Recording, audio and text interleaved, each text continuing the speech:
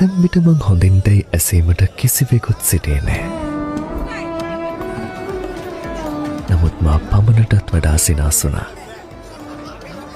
හිස අතගා සනසන්නට, කඳුළු පිසින්නට කිසිවෙක් සිටියේ නෑ.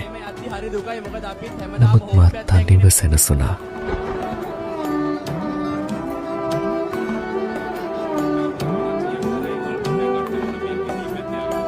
හදවත දැඩි ලෙස රිදුම් දෙන විට තදින් තුරුළු කරගන්නට කිසිවෙකුත් සිටියේ නෑ.